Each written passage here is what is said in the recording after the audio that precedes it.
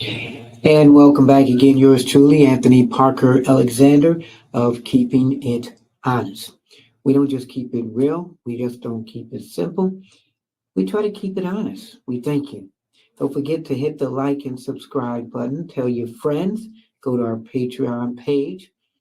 And remember, it gets no better than this. We have a special show coming up today. Want to know, where were you on that day, not too long ago, that President Joe Biden said he was going to drop out of the race?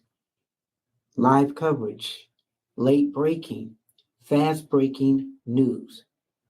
Your president of the United States saying, I'm not going to run again. Earth shattering news. We're going to talk about the, the outcome of this, what led him to this, what's going to happen with our country, who could take his place, bunch of stuff. We're going to be doing our show with Megyn Kelly, and I love Megyn Kelly because she's brutal, she's honest, she doesn't hold any punches, and she's one of the best streaming shows that I've seen. So we're going to piggyback on her show, and we're going to give our opinions, our views, our perspectives while we intermingle with her and her guests. If you have any questions or comments, you can email yours truly as parkerman2011 at gmail.com, parkerman2011 at gmail.com. You can text me, you can leave a voice message. That number is 216 702 3718, 216 702 3718. Go to our Patreon page. You see, we do a lot of hard work. You see this show. Hopefully, you will appreciate the hard work we do. Go to that page. And on that page, it's kind of like a PBS fundraising page. It's basically you said, hey, you know what? We want to support you monetarily. We have 3 tiers. You can pick each tier that you want, and you can contribute. Become more part of our family. We have special initiatives too when you get on that Patreon page, Keeping It Honest, with yours truly, Anthony Parker. So we're going to go now to Megyn Kelly. And think of this. Where were you at when this took place, when the president of the United States, Joe Biden, said, I'm thinking about, and I'm going to not run? Eastern, and we knew it was coming. We told you it was, but what a moment in U.S. history. President Joe Biden officially dropping out of the 2024 race for the White House this afternoon, ending his bid for re-election after a disastrous debate performance against Donald Trump, one that revealed his infirmity.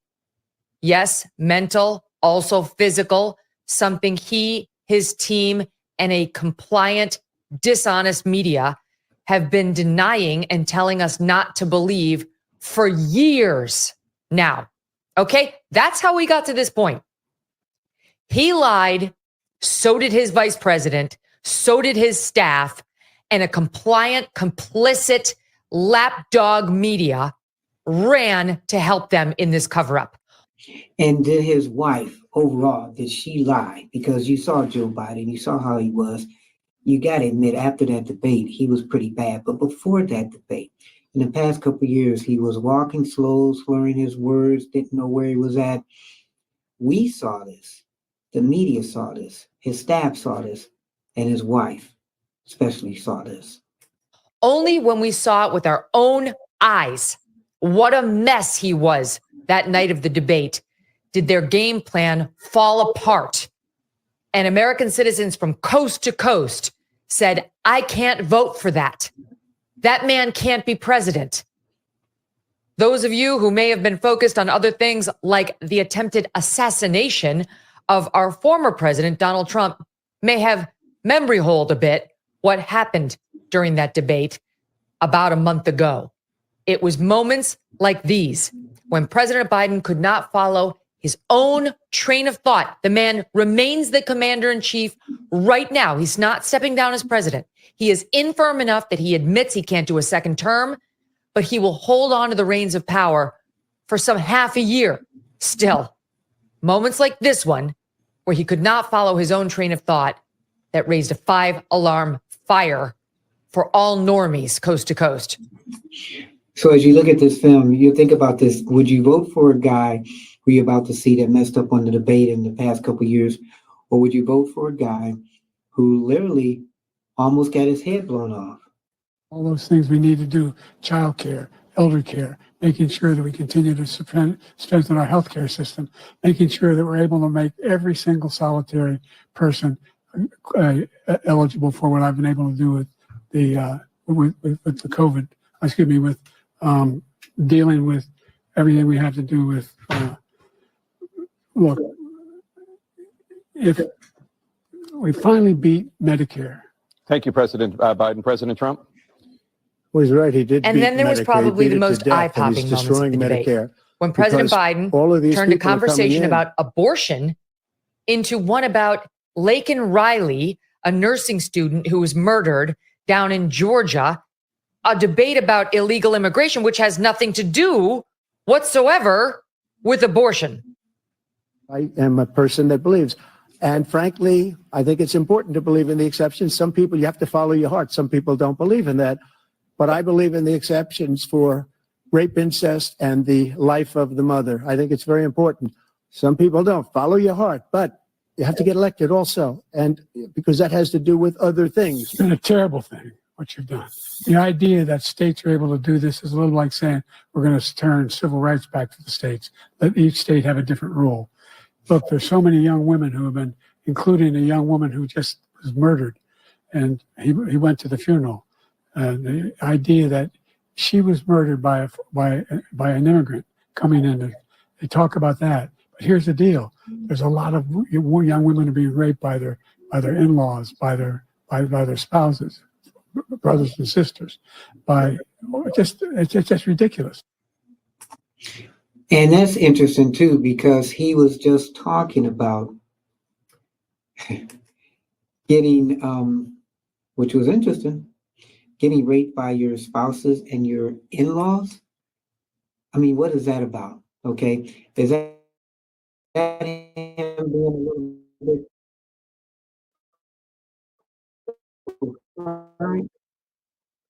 awesome? I thought was interesting. The civil rights part.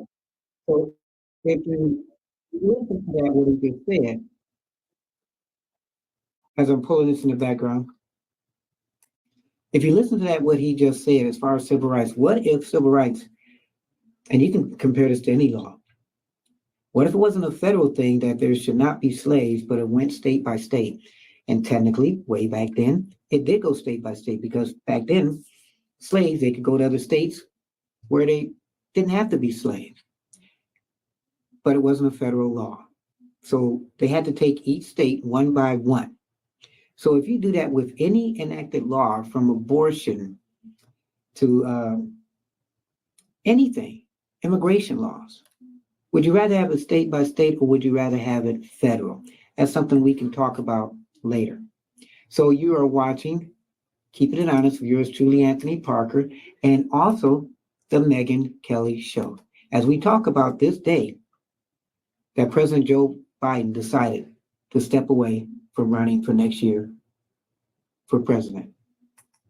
What a nightmare. Just seeing it again. It was alarming. It was repeated. You can remember the moment in which he incredibly claimed that 0 U.S. service members died during his administration. Military. You know, when he was president, they were still killing people in Afghanistan. He didn't do anything about that. When he was president, we were still found ourselves in a position where you had a notion that we were this safe country. The truth is, I'm the only president this century that doesn't have this decade, that doesn't have any troops dying anywhere in the world like he did. I was getting out of Afghanistan, but we were getting out with dignity, with strength, with power. He got out. It was the most embarrassing day in the history of our country's life. It was a debacle. And not, as the left would put it thereafter, because he wasn't able to make his great points against Donald Trump. Because what we saw was that our sitting president and commander-in-chief, the man with the nuclear football, is non-compos mentis. He should be 25th Amendmented right out of office, but they wouldn't go that far. they understood what that would mean. So that's interesting. Should Biden even now be put out of office with some months left? Because if he's saying, I'm not going to run for president, well, what are you doing now? Maybe you should step down now. And probably we're calculating that it would also mean the immediate elevation of Kamala Harris to the presidency, which was not popular amongst Democrats because they don't much like her. And you wonder, why don't they like Kamala? Well, let's listen in. It's not just Republicans. After that debate that night, I came on this show in a special live broadcast and told you point blank, his race for the White House, whether he knew it or not, was over. In my view, it is over for Joe Biden. His presidential campaign came to an end tonight, whether he knows it or not. There will be meetings tonight, first thing tomorrow, amidst Democratic Party leaders about how to get him off the ticket, how to change in somebody else. There have to be. Already we're seeing some reaction come in from top Democrats who rarely criticize the president, suggesting he needs to have a serious look at this performance tonight and assess for himself whether he can go forward. That number will mount. There will be more and more. It was an unmitigated disaster. And it makes you think, if he hadn't done that debate, would everybody have seen how he was? Because if you take out that debate, the things that he had left, because after he did that debate, he went on a couple of shows to defend himself. He did a rally that next day, which was really good because he looked good. Some people said he had his medication. He did a couple of radio shows, but the White House gave the radio host the information and told him, these are questions we want you to ask. The radio host did. She eventually got fired. But if he hadn't done that debate, would we be talking about him now, still being in office or running for office for next year? And indeed, here we are about a month later, and he's done exactly that. Withdrawn, not from the presidency, but from his candidacy for a second term. Joining me now, Mark Halperin, founder of the Wide World of News Substack, longtime political journalist, and the man who's been breaking a lot of this about President Biden's plans this weekend to step down with considerable pushback and mocking even from the White House spokespeople, saying he was dead wrong. And yet, Mark, what you reported late last week would happen today, Sunday, is almost exactly what happened, with the exception of, I don't know, he did endorse Kamala in his letter saying he's stepping down. I think, not in the letter, but in a tweet that followed it up. And so it seems like he's getting behind Kamala, though. Are we sure? And it's interesting because how does a president, if you didn't know this, he said, I'm not going to run again, not in an official letter or on TV. He did in a tweet. So that tells you that, I guess, Twitter is very popular because you got a president of the United States saying, I'm not going to run for the next term, in a tweet, not in a letter, not on TV, not in video. People wondering, where is Joe Biden? And then after that tweet, after he wrote that letter, then he probably said, oops, geez, I got to talk about Kamala and how I'm going to support her and endorse her. He did that in the next letter. He didn't do it in the whole letter. And in the letter, it didn't say Joe Biden. It said something like the Bidens, had an S at the end of it, which he never signs. Well, I think that I'm pretty sure his intention was not to endorse her. And some people close to her didn't want an endorsement. They want to separate themselves from the Biden-Harris agenda, don't want to be seen as a tool of kind of the establishment. Stand by, Mark. Stand by, because you're really echoey. Is he echoey just for me? Is he echoey in the broadcast, you guys? It's just for me. All right, so keep going, Mark. Never mind. It's just me. I can deal with it. I just don't want my audience to have to. Okay, sure. So I believe what happened was, after I reported he wasn't going to endorse, that he was besieged with calls, and his team was besieged with calls with folks to say, if you get out, you must endorse your vice president. You've said she's the most qualified person to be the president. You have to endorse her. So I think I was right at the time what his intentions were, but it changed because of the pressure that he got in the interim. A lot's happened behind the scenes since my initial reporting, but the basic thrust of it is, I think this will be what I call a contested convention that's not contested. I've talked to people close to all the other people who are named as potential candidates. And I don't, at this point, foresee anyone challenging her. Although, again, the desire in her camp is to make this seem as open a process as possible. The delegates will be the one who pick, and they're Biden-Harris delegates. They're aligned with her personally and ideologically. So I suspect even if challenged, she'll be the nominee. And I don't right now see any major challenge to her. So it's interesting because what was the deal where Joe Biden said, okay, I want to be out. I'll get out. And they said, look, we'll help you with your library. You'll finish distinguishedly. You'll have a career which will go down in, some people say infamy, but you'll be famous. We'll keep touting the things that you've done as far as being president. Maybe we'll get rid of Biden's, your son, so he won't go to jail. Maybe we won't come after you. We'll give you some money. And anything and everything you want, let me know. But also, you have to support Kamala. Maybe those were the deal breakers.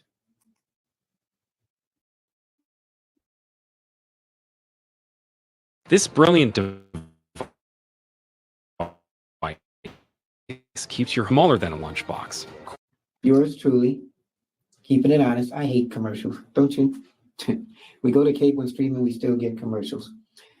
But you're watching Keeping It Honest with yours truly, Anthony Parker, as we piggyback off of Megyn Kelly, as she does a show about Biden dropping out. She has her guests.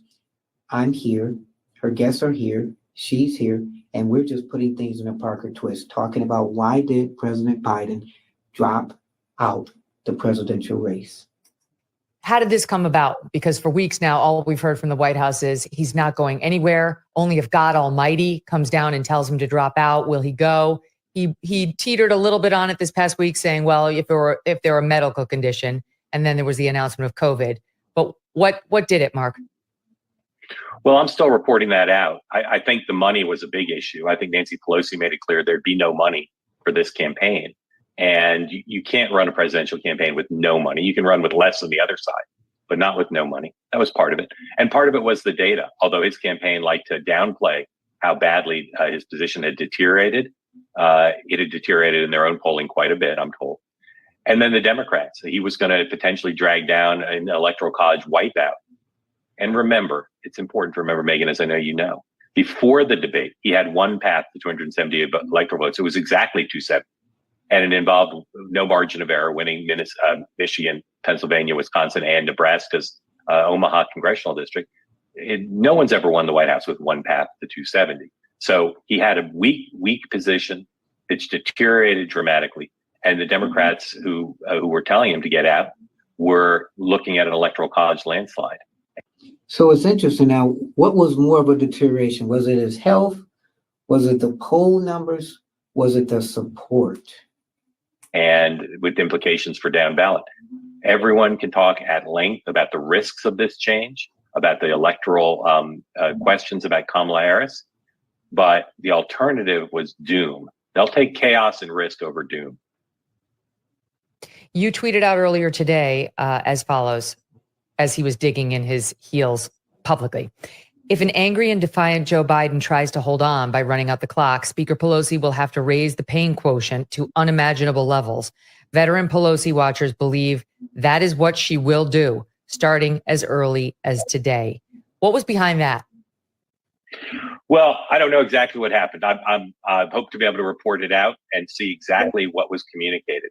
But as we saw on Friday, there were many more Democrats who came out, but still a tiny percentage of Democrats who thought Joe Biden should step aside had publicly said that. And you started to see, for instance, in the op-ed piece in the Boston Globe by Congressman Moulton, who's very close to Joe Biden, talking about the loss of mental acuity, you started to see what I think would have been a campaign to turn up the pressure on the president, to make it so painful for him to stay that he would have no choice but to turn. And I think Nancy Pelosi and others masterfully orchestrated this to turn up the pain just enough as a preview of coming attractions. So what would you do if you were President Joe Biden? Would you still stick it in and try to stay as president, or would you drop out with concessions? But again, we don't know what those concessions are because we haven't even seen Joe Biden yet. Say to Joe Biden, do it your way, or we can do it the hard way. And he didn't want to go through it the hard way, particularly when his donors, much of his staff, many of his congressional allies already made it clear to him directly or indirectly, you should not go forward because you cannot win and you'll bring down the Democratic Party. What turned the tide, Mark, as far as we know? Because, in the days after the debate, they were 100% dug in and they had almost seemed to tamp down the furor over him. And then Pelosi opened the dam back up on Morning Joe that Thursday after the debate saying, well, we need to let him decide, after he had said repeatedly, I've decided. So what turned? Do we know? Fundraising, polling, and political support. And also backstabbing, because earlier that day and the day before he dropped out, people still said they're supporting Joe, but then they said they're supporting Joe in what he wants to do. He was already being pushed out. All of those went very far south, further south than is publicly known. And it wasn't sustainable. And so do you think that ultimately it was Nancy Pelosi who was behind this? Yes. Not alone, but no one else. She was the person who had to be behind it. She's the only one with the political skill, the freedom, because she's no longer leading a divided caucus, because there were people in the caucus, in the House and the Senate, who wanted to keep him in, or at least said so.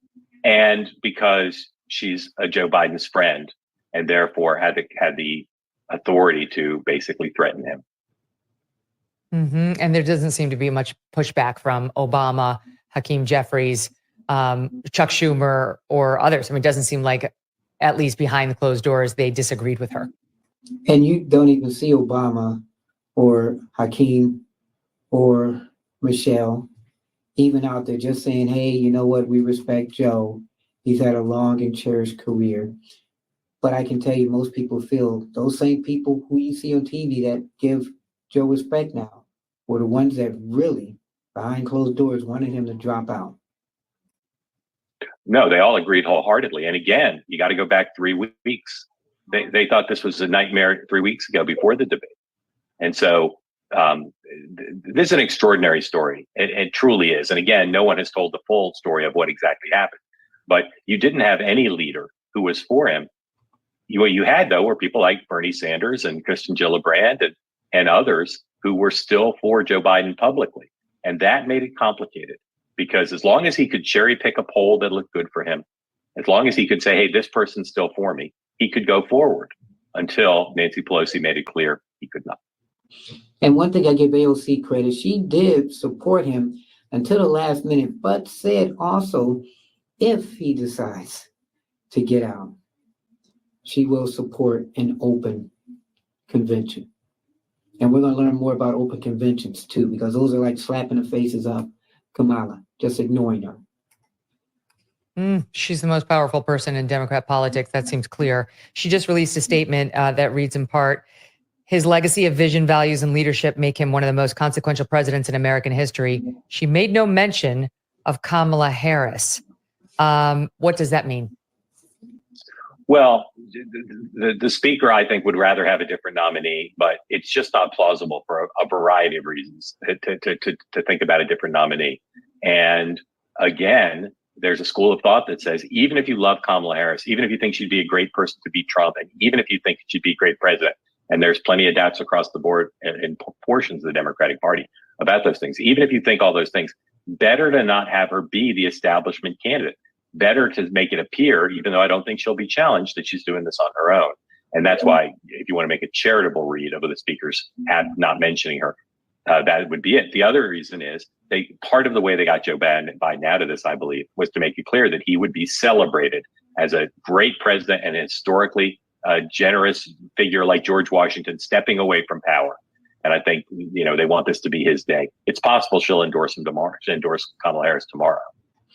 And didn't I just say that what they would do for Joe? Because Jill Biden, who loves power, would really enjoy that. Because if she has to go, really, it's about her too. Then why not be celebrated as famous and making a difference in the country? That's my husband. That's me. That's our legacy. When you know people have big heads, you just give them more things to make their heads bigger as you're taking away certain things.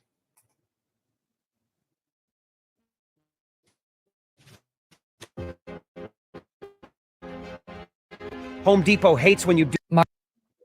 You're watching Keeping It Honest. Yours truly, Anthony Parker. President Biden drops out. Megyn Kelly Show is talking about it with yours truly, Anthony Parker Alexander. Mark Halperin, thank you. And, for the Thank you, record, Megyn. Halperin was right. And the White House attacks on him were ill-founded. What a shocker. Great to see you. Thank you. Okay. I want to bring you up to speed on exactly how the president announced this before So listen to this, how the president announced how he was dropping out. I bring in my next guests. He posted it on X. Pretty extraordinary. He says he's going to be making a longer statement later this week, but he posted it on X. And this is how it reads. Over the past 3.5 years, we've made great progress as a nation. Today, yada, yada, yada. It's all the reasons he's great. None of this could have been done without you. It's been the greatest honor of my life to serve as your president. Here we go. And while it's been my intention to seek re-election, I believe it is in the best interest of my party and the country for me to stand down and focus solely on fulfilling my duties as president for the remainder of my term. I will speak to the nation later this week in more detail about my decision. So here again, there's not much detail other than I believe it is in the best interest of my party and the country for me to stand down. So what does that mean? Because he didn't give any information as far as why he's standing down. Was it deteriorating health? Was it he knew he didn't have an opportunity to win? He didn't put that in his letter. And he did it. I said Twitter. He did it on X. Who resigns on X, especially the president of the United States, for his possible next run? For now, let me express my deepest gratitude to all of those. I want to thank Vice President Kamala Harris for being an extraordinary partner in all of this. Let me express my heartfelt appreciation to the American people. I believe today what I always have. There's nothing America can't do, and so on, right? You get it. And then there was a follow-up tweet in which he wrote, my fellow Democrats, I have decided not to accept the nomination and to focus all of my energies on my duties as president for the remainder of my term, reiterating the letter. My very first decision as the party nominee in 2020 was to pick Kamala Harris as my VP, and it's been the best decision I've made. Today, I want to offer my full support and endorsement for Kamala to be the nominee of our party this year. Democrats, it's time to come together and beat Trump. Let's do this. So why didn't you put that in your first letter? All those people around you, and you're like, oops, man, I forgot to put Kamala in my first part of my letter. Did he really write that letter too? Pretty interesting that she seems to have been an afterthought, or at least that's how it seems. Joining me now with more, Rich Lowry, editor-in-chief of National Review, and Emily Jashinsky, DC correspondent for Unheard. So guys, we were together the night of the disastrous debate, and here we are, 1 month later, and he's gone. And I don't think anybody on this panel is surprised, but what a seismic moment in American politics, Rich. Yeah, huge. You called it. I was skeptical that he would get out, at least initially. I just thought there's no mechanism to get him out. He's really motivated to stay in. He's wanted this his whole adult life. A lot of things are very important to him. The stature of it, the prestige, what it does for his family, all that. But it became unsustainable. And it just turns out Nancy Pelosi, this isn't the first time we've learned this, has more cojones than all the rest of them. It looked like Biden was just going to bulldoze them 2 weeks ago before that Morning Joe appearance where she said, you haven't decided, even though he had decided. And she basically said, you haven't decided until I've decided you've decided. And that kept the door open, kept the pressure going, and it ultimately became unsustainable. But the most shocking such move since LBJ pulls out without much notice after underperforming very early on in the Democratic primaries, biggest political story since the rise of Donald Trump in 2016. And you have to look at that when that president decided to not run for the next election. His was way better. He did it in front of people. He did a nice little speech.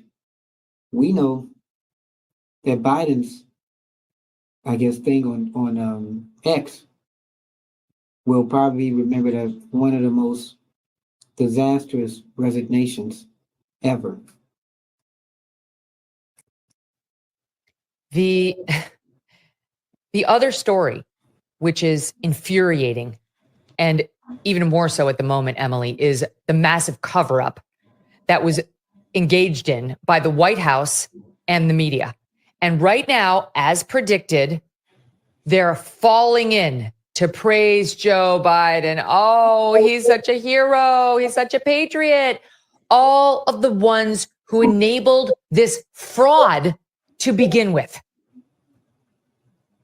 And, that's something Kamala Harris is also going to have to answer for because Kamala Harris clearly, as the vice president, was complicit in not being honest with the American people about the day-to-day lapses in the president's cognitive abilities. I mean, there's just no question about it. And, the Veep caricature that Selena Meyer, Julia Louis-Dreyfus caricature of the vice president being out of the loop on important issues, et cetera, isn't entirely true. The vice president is interacting with the president, even if they're just at a bill signing. She was seeing this. She's going to have to answer for it over and over again. But I will say, to see everyone fall in line so quickly is fascinating. It's not surprising, but it's fascinating because if Kamala Harris is the nominee, if a bunch of people consolidate behind her, donors, actors, media figures consolidate behind Kamala Harris, the snowball starts rolling down the hill. She is going to have that same machine that was so powerful that they covered up Joe Biden's cognitive issues for years. And we're so lucky that that debate happened when it did, because it was a crack in that facade. That facade stood because these people are lying, and they're lying with very powerful platforms. That's now going to be behind Kamala Harris, who is objectively a bad candidate. Her unfavorability rating is up there with Donald Trump's. Her favorability is actually lower than Donald Trump's, according to Real Clear Politics. But that machine is really, really powerful, and it is desperate to keep Donald Trump out of office. And that machine that she's talking about, it is there, that political machine. But you think about this, there's a vote for Kamala, a vote still for Joe Biden. And if Joe Biden said, and people may say it's his deteriorating health, but you're defending Kamala and saying he's up there, he's got more energy than anybody, it's hard to keep up with him. The people that are going to be liable, should be blamed, is a press secretary, because she's standing up there every day defending Joe Biden, and Kamala, who worked with Joe Biden for a couple years. So if you're going to vote for Kamala, are you really voting for Biden? And are you really voting for the powers that be that put somebody like Biden, who really maybe should have stepped down a year or two ago, in place? So when you're voting for Kamala, who are you voting for? But then your choice also is Donald Trump. So is it the worst of two evils? This is going to be a stomach turning couple of months, Rich, as all of these, media enablers pretend they're just honest brokers who are really shocked by what they saw in President Biden that debate night. And now he's just done the right thing as he's recognized his deterioration and is going to save democracy. He'll get his big library. He may be sainted, right? And it will be completely memory hold what he did, his staff did, his vice president did, and they did. Totally. And it wasn't because they all suddenly became conscience stricken and said, we can't have this man continue to serve for another 4 years. It's preposterous and wrong. They got caught. They got caught by the debate. And yes, they did. They got caught by the debate. Or maybe they say, you know what? We know Biden can't win. So let's set him up and let him do the debate. And then we'll go from there and be prepared. You just never know. Conspiracies. When somebody says there's a conspiracy, don't dispute it. Just question it and look into it, because sometimes conspiracies are what they are. Conspiracies. Could Biden have been put up there for that debate for him to fail? Something to think about in hindsight now. And I keep going back to that fundraiser in Hollywood, George Clooney, co-host, raised whatever, it's $30 million. And we saw Joe Biden state. You didn't even have to listen to anything he said. Just that 7-second freeze up on stage where Barack Obama has to lead him off by his hand. That's normal. That's not normal. That doesn't happen with anyone who's in good shape. And we all saw it with our own eyes. But the AP did a fact check saying we were wrong and we were cheap faking it to make a big deal of this video. And they're just, and then we learn George Clooney was freaked out and disturbed by Biden's state. And according to John Favreau, on CNN, after Clooney's op-ed came out, he and his wife and everyone they talked to after the fundraiser was freaked out and disturbed. Did they say one peep to indicate that there was some level of concern? No. So their lie didn't really work with the public because about 2/3, 3/4 of people didn't think he was fit to serve another 3/4, but they deluded themselves and got themselves into this fix where they have to do this quick switch out of the president of the United States, which is, she'll be better than him, I guess, just because she doesn't have the age thing. But this is not a great process. It's going to smell rotten to a lot of people, but they did it to themselves because they believed, as Emily was saying, they believed in the power of their own lies. And thank God, at least there's some limit to what they can get away with. Now we're getting reaction pouring in. Bill and Hillary Clinton, per the New York Times, endorsed Kamala Harris, writing in a statement that they would do, quote, whatever we can to support her. President Obama not going that far. Praising Biden, his former VP, in a statement, but does not endorse Harris. Now that's interesting because she's black, he's black, she's the vice president. Obama. Now, people say if he's separated from the Clintons because he's not endorsing Kamala, what is that saying? And if you remember when Biden wanted to run for president, Obama backed Hillary, but he didn't back his VP. And some said after that they weren't close. Some people say they weren't really close, and that he was only, meaning Joe Biden was only, I guess, in the White House they have their rooms, of course, and that President Obama never invited his VP, Biden, upstairs to his room to chill in the 8 years they were there. So when people put this closeness, I think it's only closeness on paper and closeness in front of the American people. Appears to endorse, quote, a process for picking someone. Quote, I have extraordinary confidence that the leaders of our party will be able to create a process from which an outstanding nominee emerges. But here's the question, Rich, one more for you. Is that window dressing, as Halperin was suggesting, because realistically they can't get another nominee, and so they just have to make it look to the voters they assume are dumb, that they're doing the process, but the fix is in for her, for Kamala? Yeah, probably. I bet, because Barack Obama is a pretty good political analyst, he wants someone else. Nancy Pelosi wants someone else. But if you don't know what the process is going to be, and the process is going to, whatever it is going to be 3 weeks long, and you have the vice president who's the natural person to fill in for the president when he's debilitated in this way, and he just got endorsed by the president, by the former president. If you're Josh Shapiro or Gretchen Whitmer, are you going to get in? And potentially hurt yourself in your own state? I think that would be the best ticket, by the way, if you could wave a wand and you're a Democrat. Do 2 blue state governors, one of whom at least has a relatively moderate image, and just go for broke and try to hold on to those 3 states and win by 2 electoral votes. Instead, I think it's likely that they're stuck with Kamala, and maybe probably likelier than not that there's not a challenger. And then who will be Kamala's VP? Some people are saying Whitmer, but I don't think it'll be 2 women. Some people say Newsom, but he's a bad governor in California. I would say get somebody who is older and white. That way he can be in her ear a little bit more. It's fair to say that the most common wall covering system used today is drywall. Now, most of the time we just... Letting you know, you're watching. Keeping it honest, yours truly, Anthony Parker Alexander. And we're piggybacking with Megyn Kelly as we talk about President Biden. He drops out of the presidential race and the implications for our future. Very historical times. Emily, what we've seen so far in these polls is that Trump is crushing Biden when it comes to the male vote, and that Biden's female advantage was limited down to, the latest poll showed, I think, 3 points. Now, it's possible some women will come to the ticket once this infirm man is off of it. But my own gut instincts tell me there is no way enough will come, because Kamala Harris is an inherently unlikable person, to diminish, to dwarf, to blunt the advantage Trump has with men, which I think is only about to grow again because of Kamala. So is that more white men going to Trump or more black men going to Trump? I know black men, especially, they're not fans of Kamala because how she feels about the laws and everything. So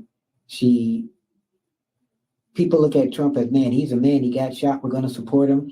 So are African-American men going to go more for Trump? And are African-American women going to go more for Kamala? The black vote, I'm telling you, is more important than what we know, because that's who helped get Biden in office. Let's not forget that. So what do you make of my male-female analysis? I could not agree with that more. I think that's a really important point. It reminds me actually of what James Carville said when he was talking about why, like, working men, for example, look at the Democratic Party and it's kind of coded as feminine. This is about to go into hyperdrive, and he had some specific things that are kind of funny about why that is, like down to, making people wear prophylactics. But in all seriousness, like, that's about to go into hyperdrive because we are now in the post-2020 DEI backlash. Like, companies have been reacting to it. And you can bet that Kamala Harris is going to be, whether the media does it or her campaign does it, I would guess both.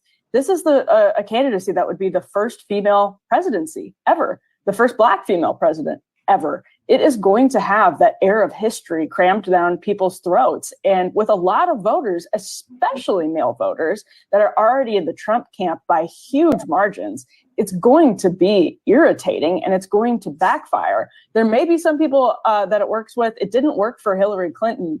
I think, and that was before 2020 and before things sort of came to that fever pitch, which turned so many people off that now even, companies are reacting to the market in ways that they're trying to hide their DEI initiatives. So, I think that's a very, very real part of the dynamic. If it's a Trump versus Harris campaign, the gender divide is going to be even starker than it already was. The anti-woke backlash is real, to the point where I was listening to a podcast with Jonathan Swan and Ezra Klein the other day, Rich, and they were both saying, like, yeah, Americans have had enough of the woke DEI stuff that's really fallen apart. And so even the New York Times reporters and columnists are admitting it.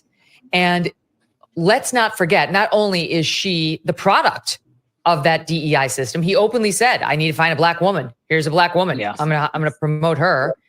But she's been one of its biggest promoters. And let's not forget, this is a woman who called Jacob Blake, who pulled a knife on cops after digitally raping his ex-partner and kidnapping the children between the two of them, a hero. She called him a hero. She fundraised. She sent out a link to a fundraiser for the BLM arrestees, people who had been arrested for causing massive damage, engaging in arsons, violence against cops, and worse. She was their number one fan. There's just, maybe Americans have forgotten that because she was number two, but the Team Trump's not dumb. And in fact, he's running a much more disciplined campaign this time around. That stuff's going to be stuck down her craw by Monday. Yeah, so as a matter of substance and affect, she was really a post-George Floyd type candidate. That in that 2-year period when the country went crazy, you're like, okay, maybe this is plausible. Maybe it's not anymore. And one of the advantages of Biden of his age, now he pushed it too far, 81 years old, and saying he's going to be in there for another 4 or 5 years. But he just seemed like a doddering, harmless old man, even though, as Mark was pointing out, it was AOC and Elizabeth Warren that were backing him here because they'd gotten so much from him. You couldn't really make the case that he was a radical and have it stick. You can make the case he was incompetent. He'd done a bad job as president. He was too old. Kamala, I think that the radicalism charge will hit home. And then also, if you just look at the Democratic establishment has done the last several years, 16, they insist on Hillary Clinton, maybe the one Democrat who could have lost to Donald Trump that year. 20, they get Biden right. But by the time they get Biden right, the only alternative was Bernie Sanders. So that wasn't that difficult a choice. Then before the debate, they're insisting on Joe Biden, who again was obviously not up to the job and very likely to lose to Donald Trump. And now the establishment is telling us Kamala Harris. So maybe she'll be different. Maybe they'll be batting 500 because she'll turn out to be a great candidate. But the likelihood is that this will work out as well as the other candidates. They basically jam down people's throats without a legitimate process. And if Biden had one debate with Dean Phillips, who was not a serious candidate, just one in prime time, 9 p.m. Eastern Standard Time, with Joe Biden having to stand there for 90 minutes, they might have known what was going to happen or had a better idea what was going to happen against Trump. But they didn't do it because they kept all serious candidates out, and then they wouldn't even go through the motions. So it's interesting too, if they would have had the Democratic debates, where, Biden would be debating Dean Phillips, Kennedy, RFK Jr. Would Biden have still been like that? Would we have seen this earlier? Because Biden didn't want to debate and waited till the end. We didn't know all this even more until the end. But that's what the Democratic Party wanted. With a couple other candidates who were in. Yeah, or RFKJ. He's been in it as well and polling, in the double digits for months now, and they also didn't debate him. Here is, let's see, the Trump. Oh, okay. Do we have the ad? Hold on. There's a Trump PAC ad that's going up in Pennsylvania, Georgia, Nevada, and Arizona. All right, so Pennsylvania is part of that blue wall. Georgia, Nevada, Arizona. He lost all those states last time around, but is polling very well in them right now. As soon as possible, according to the super PAC backing Trump. This is part of MAGA's $5 million per week ad blitz. Let's see it.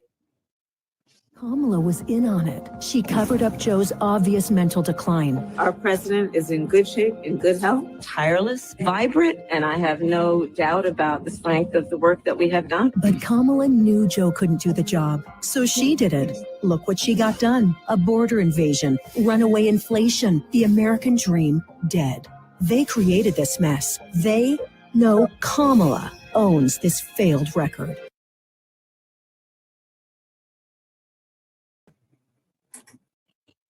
So you look at that, they've already put commercials out there dealing with Kamala running for president. Again, if a vote for Kamala, a vote for Biden, do you want that? That's the thing, Emily, because she may have his assets in terms of his, nearly $200 million in donations since she was actually on the ticket when they became the nominee and vice presidential nominee. She also has his liabilities. Yeah, there are a couple of really big things the Trump campaign has going for it in the Kamala Harris candidacy. One is that it's really easy to, at the RNC last week, there's just so much talk of Biden migrant crime, Biden inflation. That's actually really easy to swap out with Harris migrant crime, especially because she was the immigration czar, and Harrisflation. So those parts are actually pretty transferable.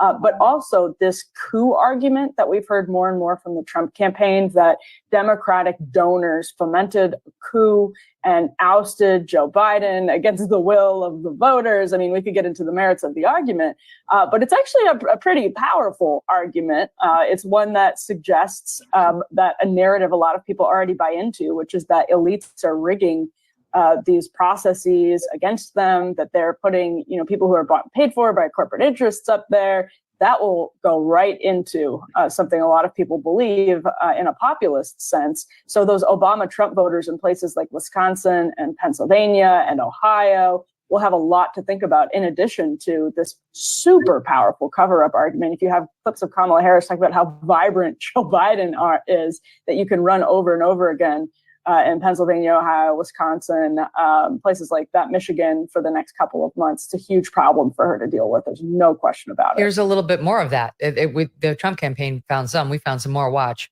I think that if there is any question about the President Joe Biden's ability to do the job and do it well and do it with vigor and passion, last night dispelled any of that in terms of any notion of that. I ask with all due respect, but are you capable? Are you ready to step into the role and do whatever the country would need? Absolutely ready. But thank God our president is in good shape, in good health, and is ready to lead in our second term. So the way that the president's demeanor in that report was characterized could not be more wrong on the facts, and clearly politically motivated, gratuitous. I spend a lot of time with Joe Biden, be it in the Oval Office or the Situation Room. So this whole issue that they are raising about his age is, again, because they've got nothing to run on. Because Joe Biden is very much alive and running for re-election. We have a very bold and vibrant president in Joe Biden. Wow, what was she watching and who was she working with? All that's going to come back to bite her in the hand. Wow. Those are worse She than the was ones the part Trump of it. campaign ran. Those are way worse than the ones in the ad. We could have kept going. There's so much out there. She, of course, has been covering for him. And I do wonder, though, because if you look at it, Emily, the Democrat Party, there was this large faction that did not want Joe Biden to go, that actually didn't really like her, preferred him, said, you know what, he can do it. He's got a team around him.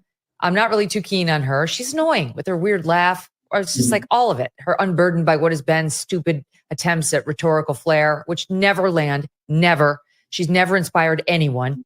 Those people may be ticked off. We're just kind of assuming over on the Democratic side that they're going to be relieved, like we're hearing sort of the establishment Dems. They sound relieved. He's a hero. He saved democracy. He's like JFK. He said, ask what, not what your country can do for you. But there may be a significant backlash yet to come by those Dems who said, hell no, don't go. I think so. I mean, AOC just put her neck on the line and did like a very long Instagram live just a couple of days ago about. Yeah, that was interesting. If you haven't seen that Instagram live, AOC's talking about politicians, period. No holds barred. I'm telling you, you will enjoy that. She did put her neck on the line, whether you like her or not. She stood by Joe, but she said, hey, while other people are standing by Joe, they're backstabbing him in the back. Check it out. How this was an elite coup against Biden, that her voters didn't have the luxury to afford being thrust into this chaotic process and potentially Democrats losing the next election. That's a pretty hard line in the sand to stake out. And so now asking people like her, and there were other people like that, I think a lot of them were sort of in the Justice Democrat arena. Those types of people now are going to be asked to defend a process that, to the point Rich was making about Obama not endorsing Kamala Harris yet. I mean, if it's a sham process where you have a bunch of Democratic establishment leaders, Bill Hillary Clinton, come out backing Kamala Harris, and everyone else is intimidated from jumping into it because you can transfer the war chest over to her and she's got all these endorsements, she's a sitting vice president. If that happens, then you're asking AOC to go along with it. I mean, Democrats have had a good time. I think have had a good run of getting AOC to take her marching orders, but this is asking a lot, especially it's a fraud. If is Kamala Harris. So interesting. AOC is one where she started out very radical. Now she's part of the, I guess, the team or the wave, especially after she backed Biden when he announced he was going to run again. And people are like, what? AOC, come on, you're radical. Why are you backing this guy, this old guy, this guy that's kind of totally different from what you believe in? And then at the end, she backed him again. So if the establishment tells her, look, you may be ticked off. You talked about us. We need you because you represent the young people backing Kamala. If you back her, we'll help support you. You'll continue to move up. You may become a Nancy Pelosi. But if you don't back us, then we'll take care of you like we took care of Joe Biden. Remember, conspiracies can always be questioned. 100%. Yes, it's a fraud. And voters will see that. I mean, I personally am all for the Democrats' decision to bounce him from his second term, as I've said repeatedly. I agree he's very easy for Trump to beat. I mean, not very easy because the Democrats have a very powerful get out the vote machine, but he would be easier, I think, than anyone else given his infirmity. But I just love the country too much to root for it. I mean, he needs to go. He needs to go as president. That's the page I've been on since that debate and before. But the Democrat voters deserve to make this decision, not Nancy Pelosi, not Bill and Hillary, not Obama, even though he's smart enough to protect his own skin to outward facing say, oh no, we're going to have a process. But if it's a rigged process in which it's already Kamala's, I do think a lot of Democrats could be pissed off. But will they be pissed off? She was the vice president. And I guess it would only involve if he resigned while he's president now. then of course she's VP. She would take up the mantle. But as far as him saying, I'm not going to run for the next term, well, maybe it's not absolutely guaranteed that she would be that presidential nominee. Enough to say, you know what? Screw you, Democrat elites. I was close enough to Team Trump, Vance, who are kind of flirting with some of my Democratic ideals anyway, that I'm jumping ship. That's one of the dynamics we have to watch over the next coming days. I want to tell you a couple things that are just in. Vice President Harris has issued a statement. I'm honored to have the president's endorsement, and my intention is to earn and win this nomination. And how do you earn and win that nomination? That's the question. Let's stay tuned. Representative Lloyd Doggett, right? Okay. The Texas Democrat who was the first to publicly call for Biden to withdraw says that while Vice President Harris is clearly the leading candidate, we should be open to all talented individuals who wish to be considered. He commended the president for his painful and difficult decision. And then there's this. Do we have this Coons soundbite, guys? Okay, look at this. Chris Coons, Senator Chris Coons of Delaware, who is the Biden-Harris campaign co-chair, and he'd been one of Biden's staunchest defenders, is on TV in tears. Look at this. Joe Biden is grounded. He's grounded in his faith, in his family, and in our state. Excuse me. Oh, God. And if he's a co-chair, then he's known everything about what's been happening to Biden. So he's another part of the problem. Let's watch him continue to cry. I'm sorry. This was a very difficult decision. You should cry.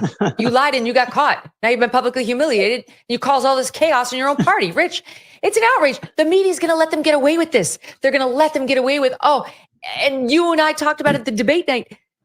Joe Scarborough, liar in chief, is going to take to the airwaves tomorrow morning and say, God bless him. He's a Jesus-like figure. Great statesman. Yeah. And forget four that months he's ago, the one who got them into this mess. Yeah, 4 months ago, Joe Scarborough, the best Joe Biden we've ever seen. Nicole Walsh. We have it. Watch it, and then you pick up on the back end. We got it. Let's watch it. He might misplace a word here and there, but you talk to him for hours at a time. Is he slower? Does he move slower? Yeah, he's moved slower. Is he stiffer? Yeah, he moves stiffer. Does he have trouble walking sometimes? Yeah, so did FDR. I've said it for years now. He's cogent. Mm-hmm. But I undersold him when I said he was cogent. He's far beyond cogent. In fact, I think he's better than he's ever been. Start your tape right now, because I'm about to tell you the truth. And I want to know, before he tells them the truth, what does cogent mean? Let me know, people. And F you, well, we did. If you can't handle the truth. Okay. I was afraid you were going to leave that part out. Of Biden, intellectually, analytically, is the best Biden ever. Not a close second. And I've known him for years. The Brzezinskis have known him for 50 years. If it weren't the truth, I wouldn't say it. So that means technically that you've been lying too. No. It's F the you, clip of the year. Joe Scarborough. F you and your smarmy, dishonest, bootlicking need to be close to power. Go ahead, Rich. Yeah, it had nothing to do with the fact that Morning Joe is Joe Biden's favorite program, that he was saying that, right? And you know, that's the worst example, but there are many, many others. But I just fear that a lot of Democrats, you know, they're not going to like this process. The way to do it right would have had a real primary challenge last year. They forestalled that. But I don't think Biden really has loyalists. You know, he has his family and this inner circle that's been with him for 30 or 40 years.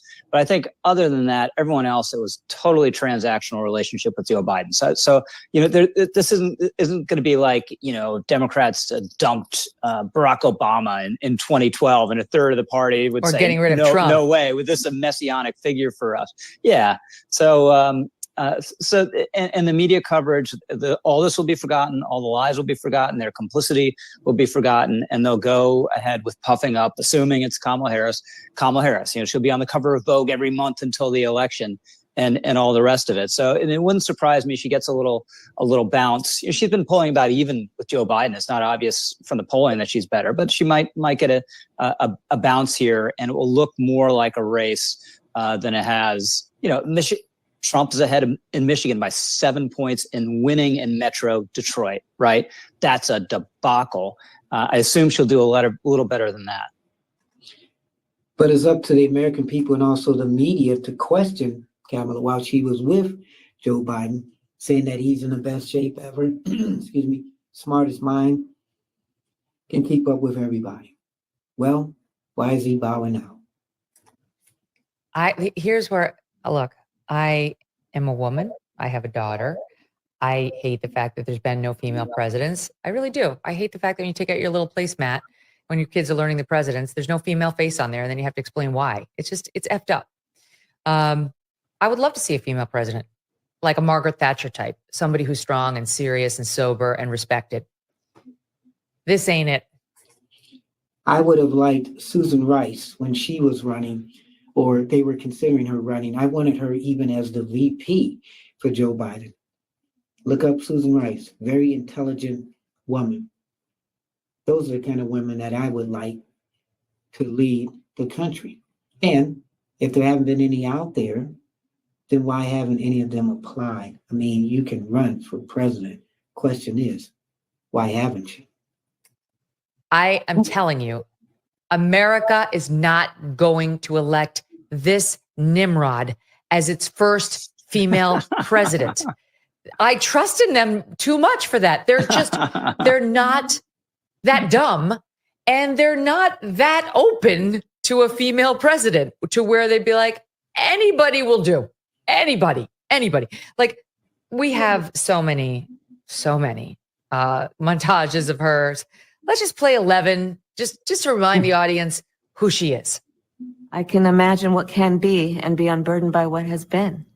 You know, what can be unburdened by what has been. What can be unburdened by what has been. What can be unburdened by what has been. What can be unburdened by what has been. What we can see, what we believe can be unburdened by what has been. What can be unburdened by what has been. What can be unburdened by what has been.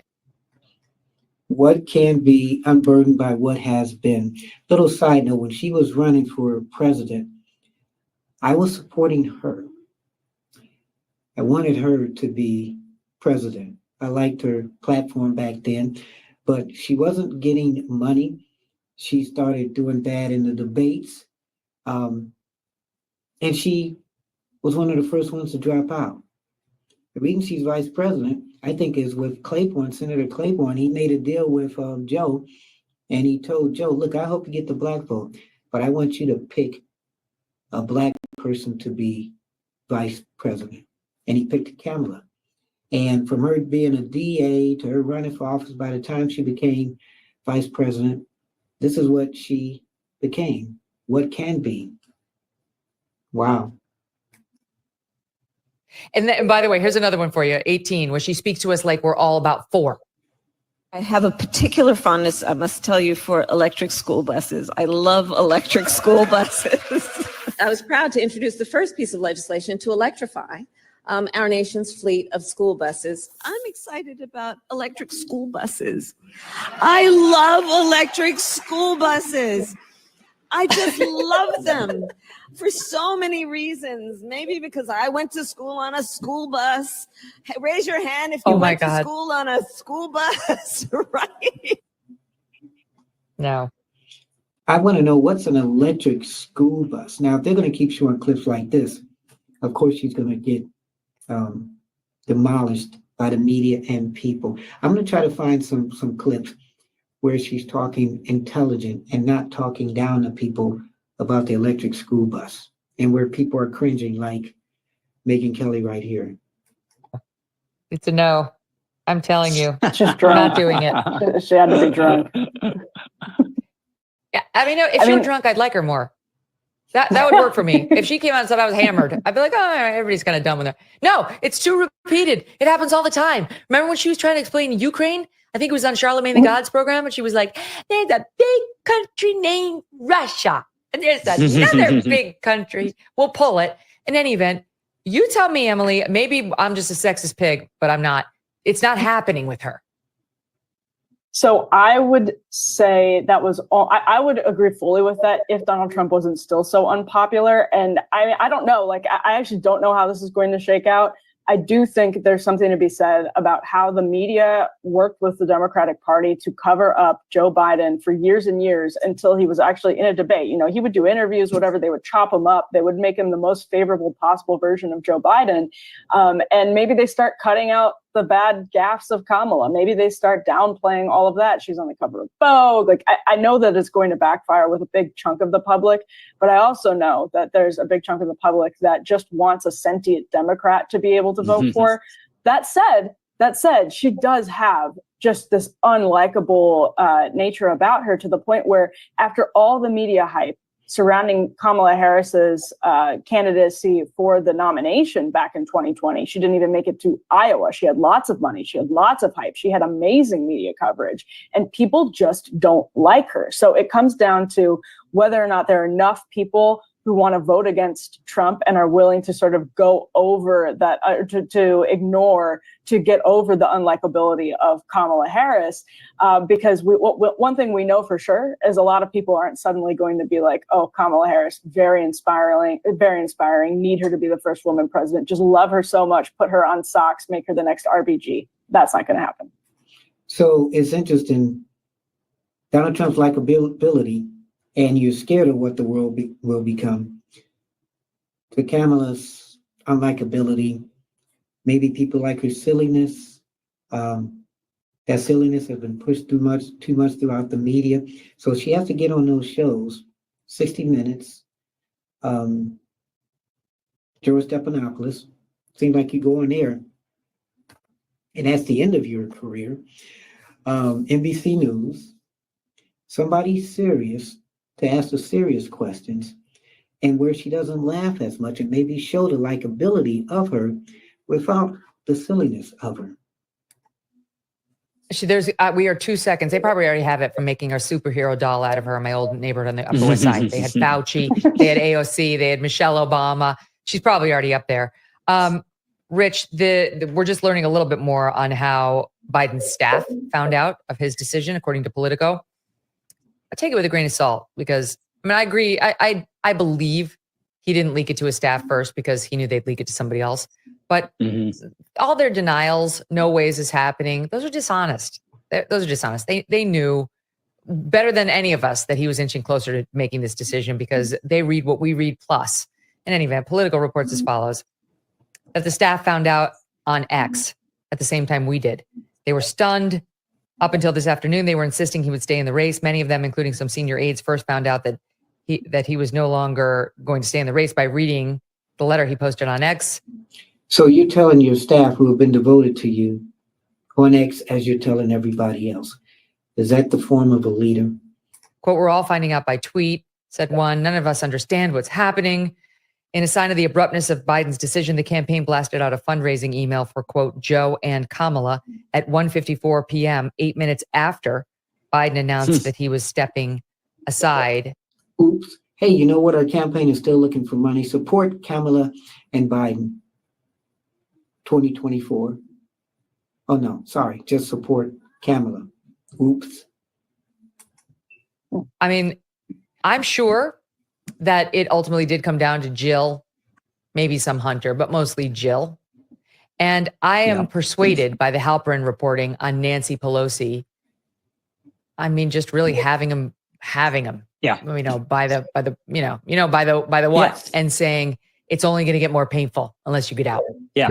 Yeah. Well, this was a game of chicken between him and his party ever since the debate. And Biden's play was say, I don't care what you say, I'm staying in. So if you criticize me, if you say I should go out, leave the race, if you cut off my fundraising, you're just hurting your inevitable nominee and making it more likely this guy you hate and fear beyond words, Donald Trump's going to be president of the United States. So stop, forget it. I'm in. That was his part in the game of chicken. Then there was the party saying, and I think Pelosi, it sounds right to me that Pelosi was the leader in this. No, we're going to say you got to go. We're going to do it privately. We're going to leak, but then we'll go public with it. We'll cut off your fundraising. There won't be any activism. There won't be any energy to this campaign. So your campaign is a wasting asset. So you can say, sure, you're still running, but you're not going to win. It's going to be inevitable failure. So that was the game of chicken. And at times it seemed Pelosi was going to win. Times it seemed Biden was going to win. But by the time late last week, where he had the leaks of the conversations between Biden and Pelosi, Schumer, and Jeffries, it seemed, one, they told him in private.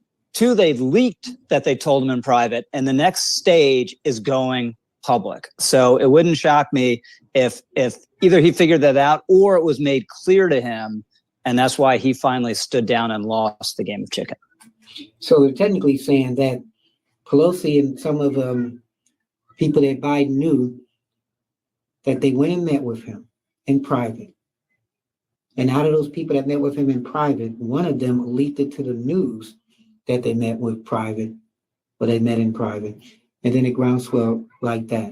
So, boy, to have friends like that who are really your enemies, you're talking about backstabbing.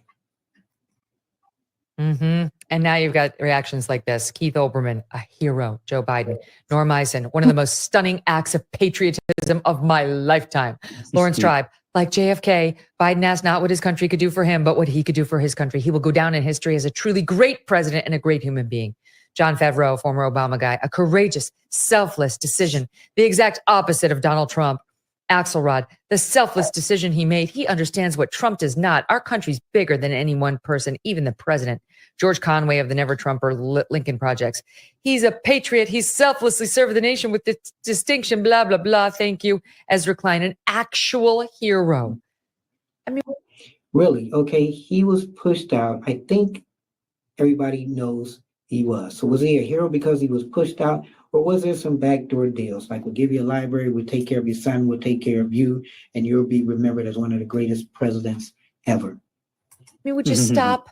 An actual hero. This is like when we called like the people who showed up to be grocery clerks during COVID, actual heroes. With all due respect to the clerks, a hero is what we saw in Normandy. Okay, just stop. If we overuse that ridiculous word. And then what is a hero? Speaking of COVID. So I think if anybody worked and he had to deal with the public, as much as I like you, Megyn Kelly, I have to disagree. If you're working with the public, yeah, it's your job, but you're working in the public throughout the COVID era, it takes a lot. Some people have died by working in the public with COVID. Conspiracists, you don't probably believe in COVID, but do you know anybody that may have died from COVID? So what is a hero? A hero is somebody, to me, that will be in a place that a lot of people are scared to be at, or represent something where when you look around, you're the only one representing that. A true hero is somebody that fights and goes through things to make things right, whether it's raising your children, whether it's trying to change a law, whether it's doing anything that's your heart passion that you see nobody else is willing to do. And some more, but that to me is what a hero is. This is not heroic. This is a man who got caught committing a fraud. Did you see the movie Dave? He's the movie Dave with Kevin Kline, where he had a stroke in office, and instead of revealing it, they kept him hooked up to life support in the basement of the White House. And his ambitious chief of staff became sort of a fake president and found a lookalike to play the part. That's what he's been doing, thanks to his wife, thanks to his family, thanks to the greedy pariahs around him. There's no heroic behavior here by anybody. Okay, hold on. Here's one more on Kamala that I promised you. This might be my favorite. This woman is now running to be president of the United States. I said before, they're going to be showing the Kamala hits, some of the greatest ones. Let me know what you think about this one.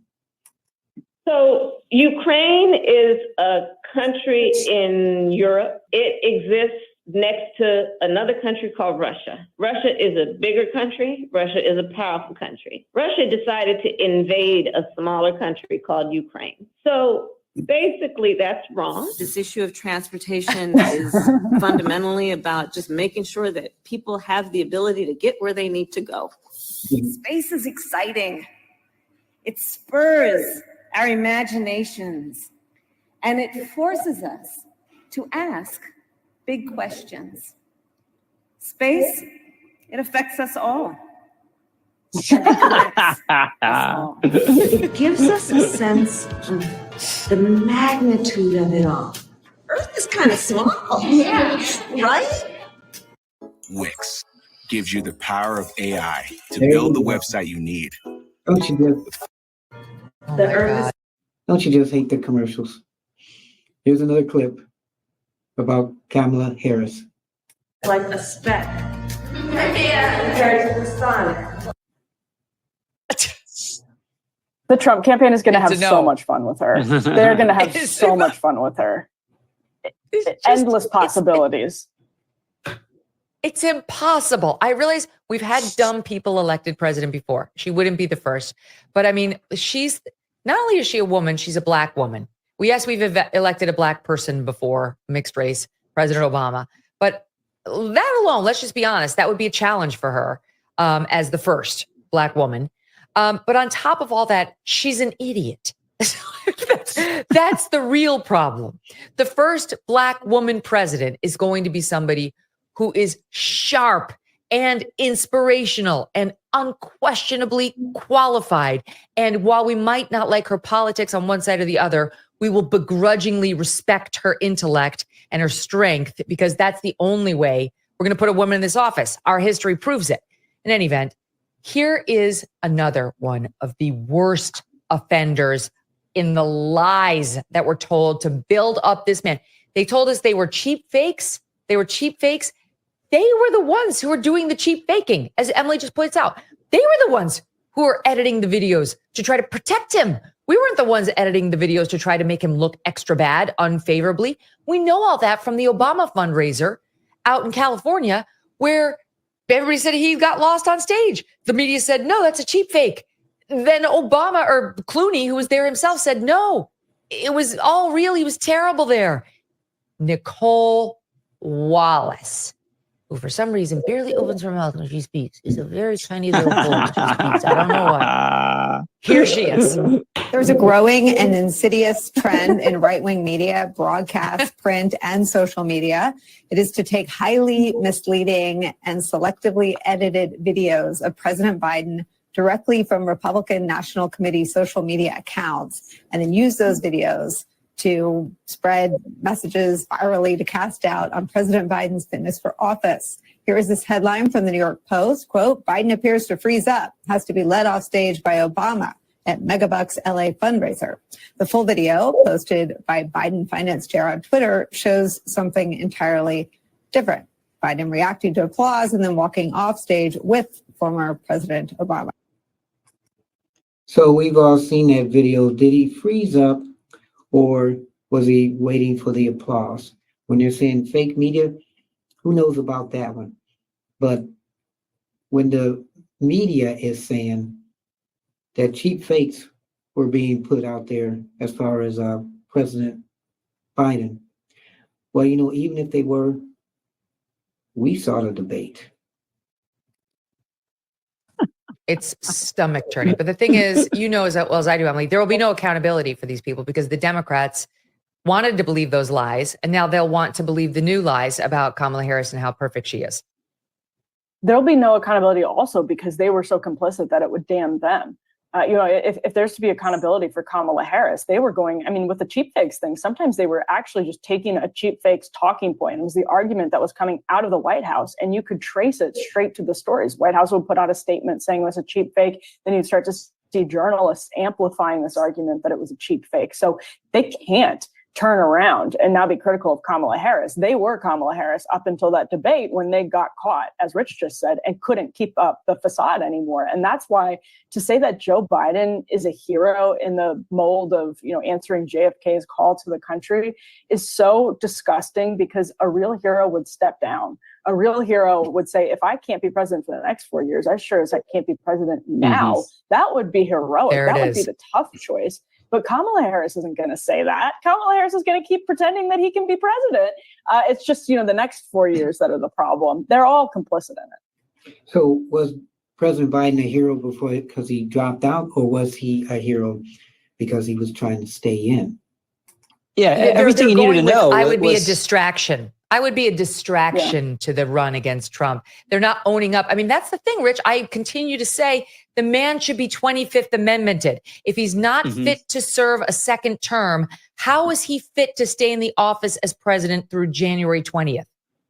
Right. Now, you can imagine some sort of physical ailment that would make it impossible for someone to run for the presidency, but still be mentally sharp and have the mental acuity and endurance to do the job. This is basically FDR in 1944. He was at death's door. Anyone who was around him witnessed that, but he's still entirely with it. The problem with Biden is he's confused, right? We've seen it with our own eyes. All you needed to do was look at the RNC research Twitter feed, and they did occasionally, flip stuff to make Biden look worse. But you got a truer picture from that feed than anything any Democrat was saying, certainly on MSNBC. So if he's not recognizing friends in private, and he's not up for the job of doing interviews and reading teleprompter in public, he's not up for this job in private. The country needs the assurance that whoever's president of the United States has the capability to do the job. There could be a major crisis at any time, and it's just wrong for him to stay in this office one day longer.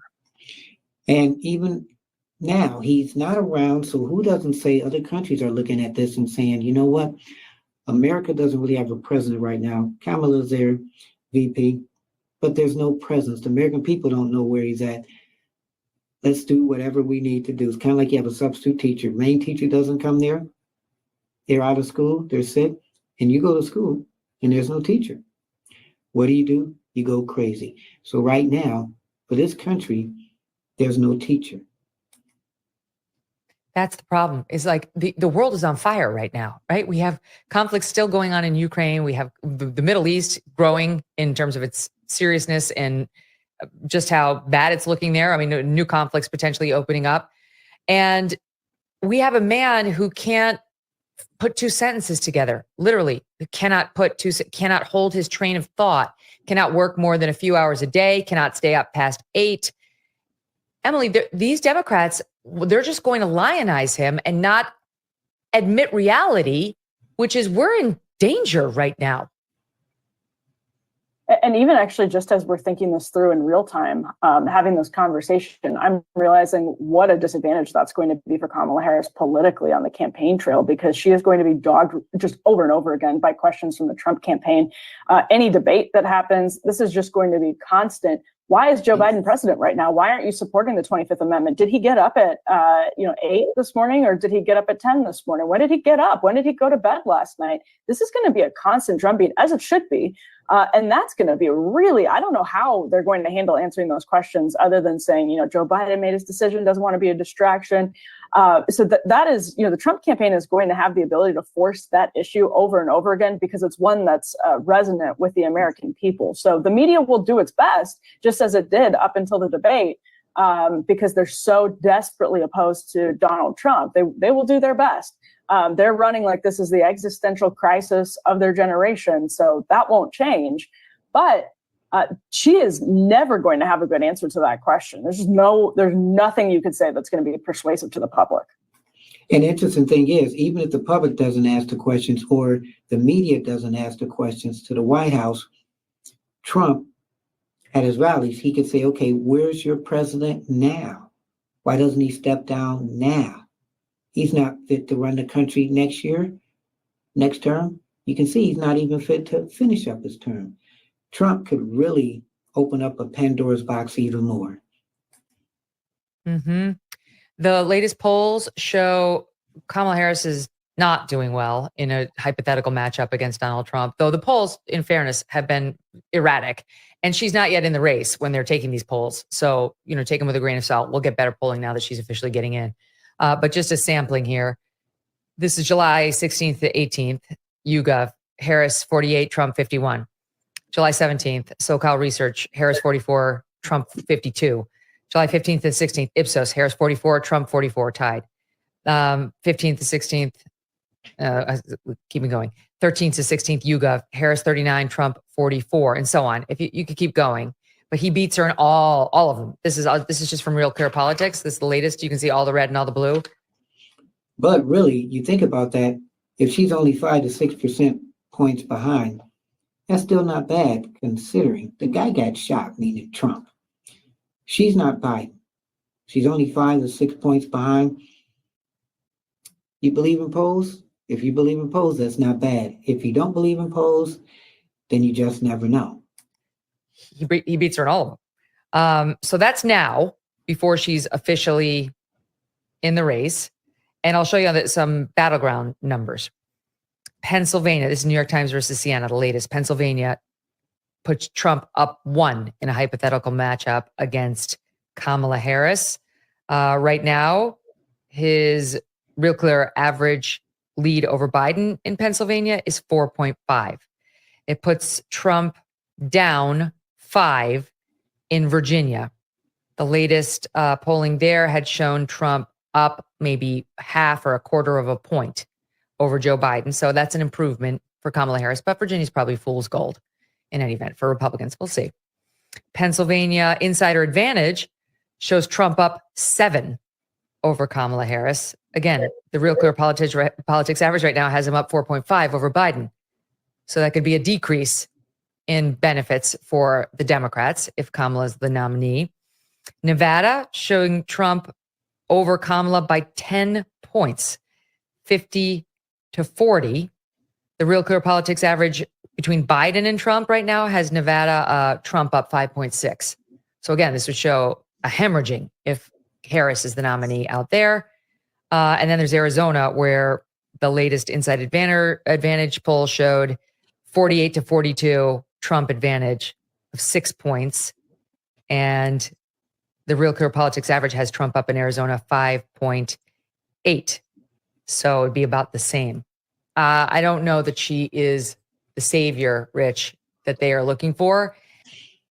But anything can surprise you. Biden won, Trump won. Who says Kamala can't win too?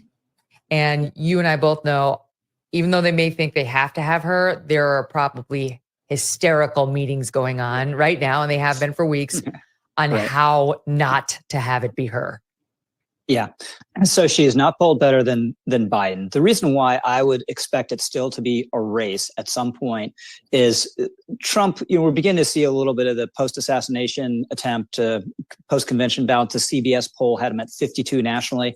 But prior to that, he was at 47%, basically, in the RCP average nationally, which suggests there's a ceiling, or at least a level that's hard for him to get beyond.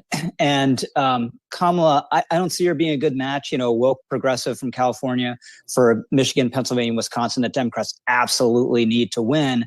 But I think part of the Democratic calculation may be that even if she's not a better national candidate than Joe Biden, she's certainly a better candidate in California and New York, and sort of against expectations. The swing districts, in the House, they aren't in places necessarily like Pennsylvania or traditional swing states. They are in California and New York. And all the polling indications since the debate has been that Democrats are cratering in those places. So I think they're figuring, well, maybe she'll do better nationally, but if she doesn't, at least there's some cushion against an utter debacle up and down the ticket. It's interesting, Emily. You've got, this is just one example, but Ed Luce, associate editor of Financial Times, tweets out the following: Trump is too old to be president.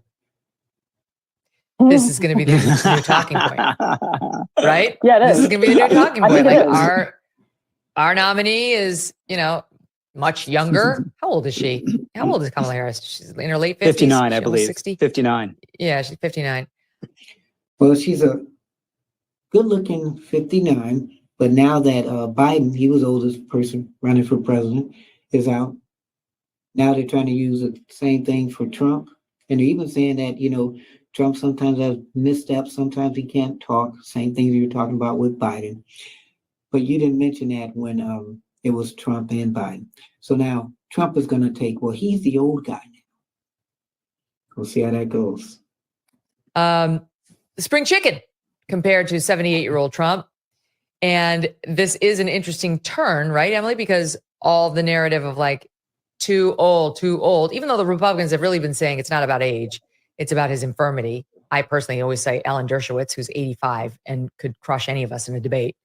In any event, they'll say that it was all about age and that Trump's old, and they'll use some of Trump's forgetting names, normal stuff that happens when you're 78, which doesn't compare to Biden, but is on the record against the GOP. So how do you like that tactic? Well, I mean, I actually think that's pretty powerful because they now have this argument in their hands of this media machine that was able to some degree, cover up Biden's age for a really long time. The media is nowhere near as powerful as it used to be. In fact, the legacy media has never been less powerful. Thank goodness for that. It is, though, still powerful. And so when you combine this idea of Biden being an American hero who is passing the baton to a new generation of Democratic Party leadership, if they have any sort of facsimile of a democratic process, low-D democratic process to nominate Kamala Harris formally, the media is going to laud that. They're going to say, this is the Democratic Party's leap into the future. And, Donald Trump, again, like not popular, although he will be helped enormously against those attacks from Ed Luce by the fact that he was literally shot in the head and got right back up. And made that gesture to the crowd. I mean, that I think basically will neutralize the argument, but I do think it could send some Democrats to RFK Jr. If Kamala Harris is forced on voters through a sham nomination process, then you just are going to infuriate so many people who say the Democratic Party is exactly what I thought it was. They're nominating a California elite. And they're not letting me have a say in it. They covered up Biden's problems for years. Go back to 2016. There wasn't a real primary. Everybody was intimidated out of running by Hillary Clinton. 2020, everyone rallied around Biden because they were terrified of Bernie, and the Democrat establishments put their finger on the scale for Biden. This time around, many Democrats said that they wanted an open process. There wasn't an open process. And now you're going to have a sham process that forces this California elite down the throats of people in Wisconsin, Michigan, Pennsylvania. You could send a whole lot of people to RFK Jr. in that case, even if you have this massive media Hollywood elite machine pumping the discourse through of these arguments day after day about the next generation of Democratic Party leadership. So that's interesting too. So would people go to RFK Jr. because Kamala runs, and the media, mainstream media, dislikes Trump so much that you never know. People will feed off of that, and Trump could possibly win again. What's the media going to do then? Hate him even more. So what will be best for you? And you are watching, again, besides that commercial, yours truly, Anthony Parker Alexander, Keeping It Honest. As we piggyback off of Megyn Kelly, one of the best streaming shows out there. Remember the history of Megyn Kelly. She was on Fox News for years, and she left there, went to NBC News. NBC did a talk show, did the Today Show. Pretty much was bad. They got rid of her. And then she went on the streaming, and now she's one of the most popular streaming shows out there. I like a lot of what she does. Some of her guests I've seen on her show, and I've had them on my show. And she's one where she doesn't play. She gives her honest opinion, whether you like her or not, which is what I do. She keeps it honest. And we're talking about Joe Biden dropping out as far as running for president. Press conference at 5 p.m. Eastern time, RFKJ, and I'm sure is going to have a lot to say about this decision. Donald Trump reacting in part, Biden was not fit to run for president and is certainly not fit to serve and never was. Sarah Huckabee Sanders, not fit to run for president, not fit to serve as president. Biden should resign immediately. Hear all that love. Boy, you resign or you decide not to run, that love keeps coming. Dan Bongino, 81 million votes and he's dropping out. Speaker Mike Johnson called for Biden to resign from office if he's not capable of running for re-election. If Joe Biden's not fit to run for office, he's not fit to serve as president, Johnson wrote. I mean, that's the thing. He's saying he can't do it. He's admitting Yes, he says I'd be a distraction. And when he makes his public remarks this week, no way is he going to say I'm unfit. But we all know that that's what caused this to happen. This was. And you know what is interesting, when he does make his presentation to the American people, wouldn't it be interesting if he says, you know what, I'm not running for that next election, and I'm about to drop out now and let Kamala be the president. And that would be good for her, because then she gets a couple of months to prove how good she would be. But then she would have to pick her VP. Conspiracy? Well, you know what? Did we really think that Joe Biden was going to drop out? And the question is, why? Conspiracy. Wasn't happening without that debate. And yet we're supposed to deny the obvious reality, which is he should not be sitting in this office. And even he knows it. Well, it's only 6 months. 6 months as leader of the free world? 6 months as commander in chief of the military? 6 months as the man who's got the access to the nuclear codes? No, that can't be. I do want to ask you this, Rich. Heritage Foundation, conservative think tank, has been making some rumblings over the past few weeks since that debate about we're not going to make it easy on them if they want to sub him out. And they've been saying there are at least 3 swing states, Georgia, Nevada, and Wisconsin, that could restrict Biden's removal from the ballot. Now, I think Georgia's out, although I could be wrong, but I think Georgia's not going to be a problem because that would have allowed Biden to withdraw up to 60 days before the election. So I think he'll be okay there, but I don't know if they include early voting. So Heritage will undoubtedly know the answer to all that. But here's what the executive director said in a statement. This is before today. We're monitoring the calls for him to drop out. We've concluded that the process for substitution and withdrawal is very complicated. We will remain vigilant that appropriate election integrity procedures are followed. The mechanisms for replacing him on ballots vary state by state. There is potential for pre-election litigation in some states that would make the process difficult and perhaps unsuccessful. They point out that in many states, including swing states like Georgia, Nevada, and Wisconsin, they might not allow a replacement on the ballot. And agreed, she's already on the ballot, but she's on for a different role. Yes. They say Wisconsin does not allow a candidate's name to be withdrawn from the ballot except due to death. Nevada allows changes to its ballot up to 5 p.m. on the 4th Friday of June in the election year. We're past that. It also allows special consideration if nominees die or are determined to be mentally unable to proceed, which again, it makes it interesting what he's going to say officially for his reasons. They can't not be on the ballot in Nevada. So there's going to be litigation, Rich, undoubtedly. That's interesting because even though she may want to run for president, you're going to have to change the ballots because right now she's on the ballot on certain states as being vice president. So you'd have to go to those states within their allotted time to say, hey, we need to change this from President Joe Biden and Kamala for president and vice president. You have to take him off the ballot and put her at the top and then put her running mate. Some states, you've already passed that where you can do that. And some say, certain amount of time, some say, death, illness, there's a lot. So just because she wants to run for president, she still have to go by the rules of the states. And now they have to reorganize and push up the things that they need to do to get her on a ballot to run for president of the United States. It's just messed up. Yeah, so this was part of AOC's case in that long Instagram that Emily was mentioning earlier was their legal difficulties that no one's thought about.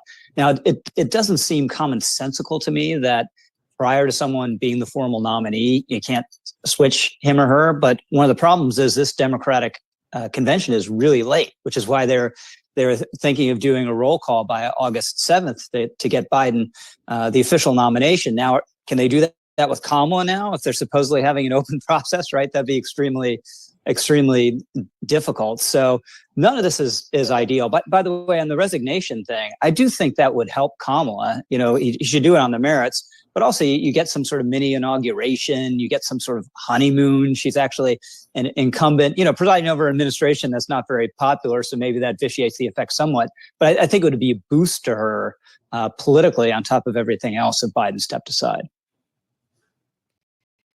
The reaction continues to pour in. Rachel Maddow.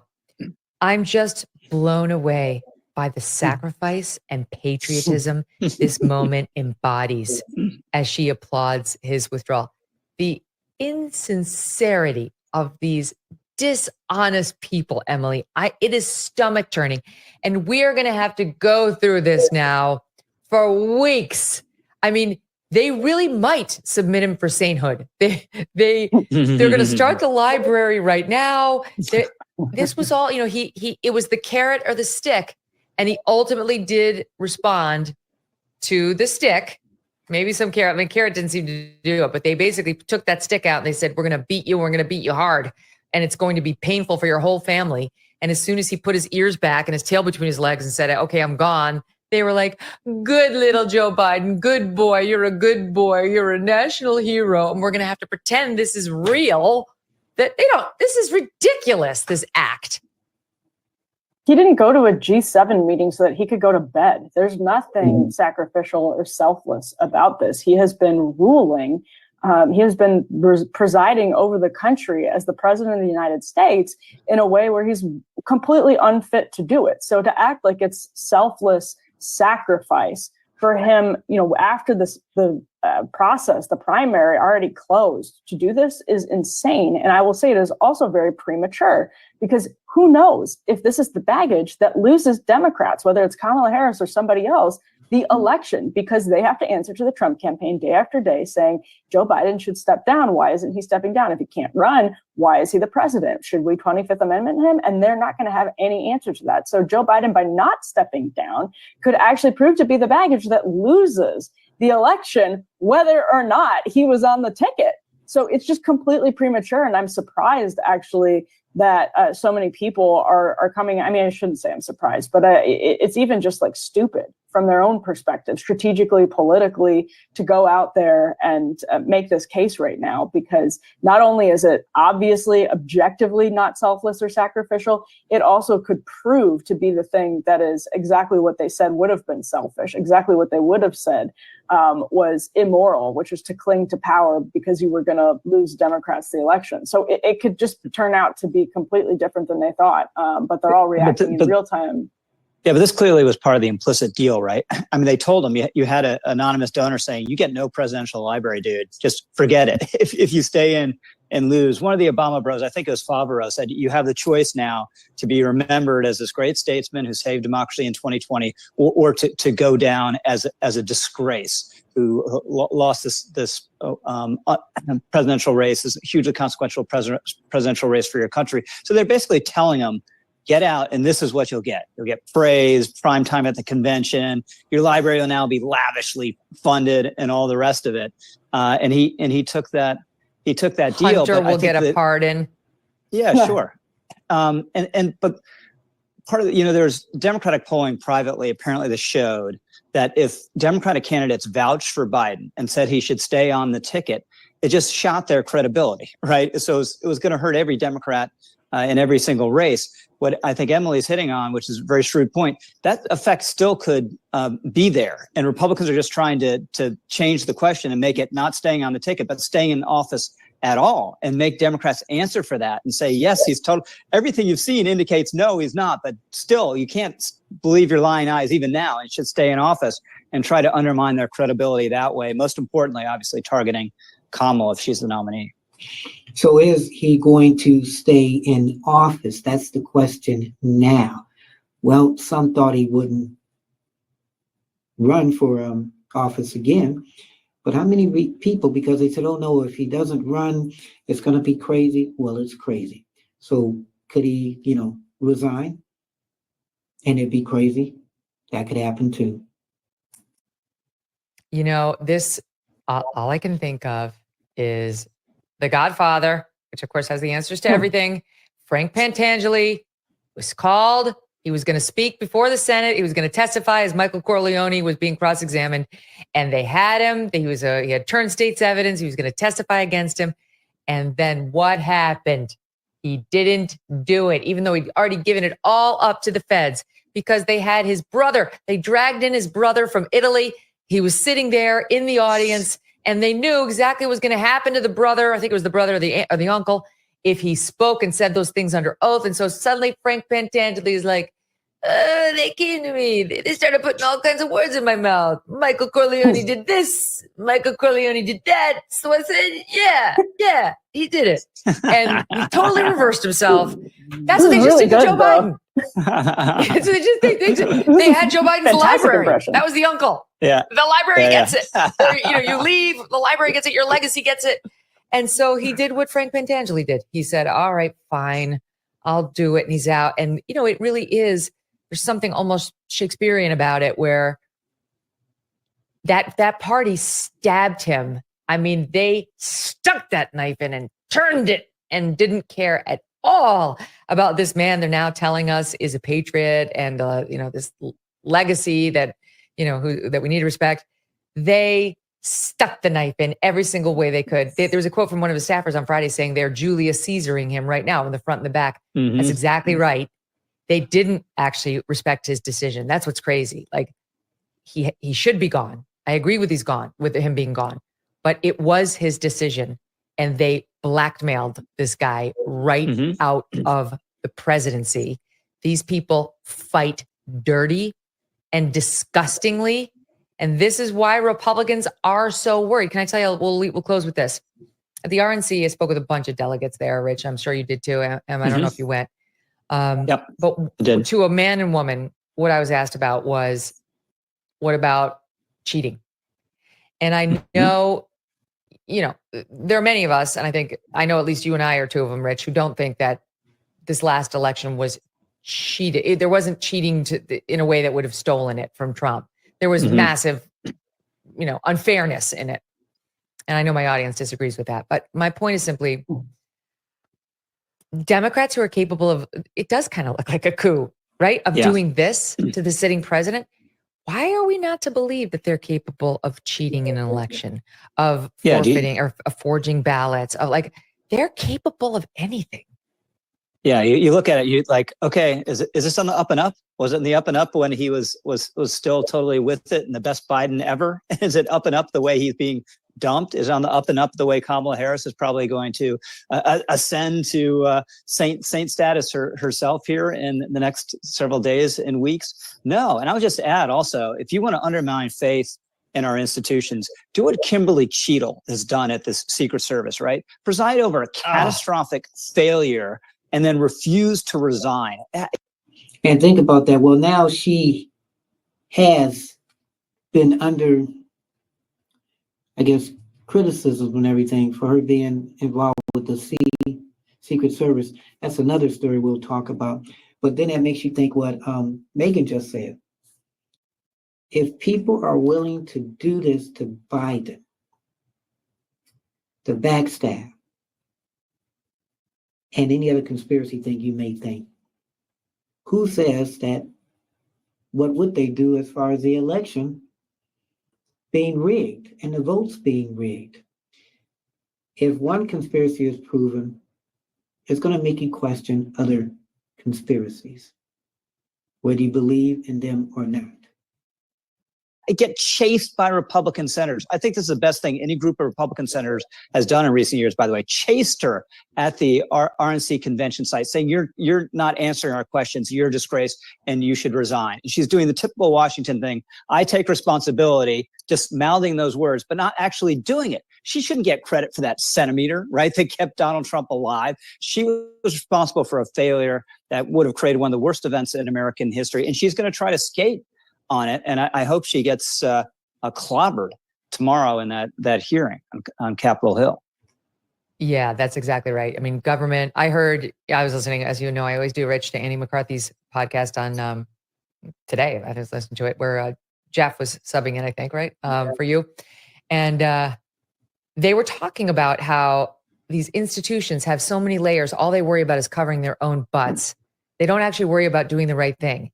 And so everybody's just worried about who they can, point the finger at and not actually protecting the president, not actually getting to the right result. And it's just so dysfunctional. They're dysfunctional within the Secret Service. They're dysfunctional within the State Department. They're dysfunctional within the intelligence community. We know that.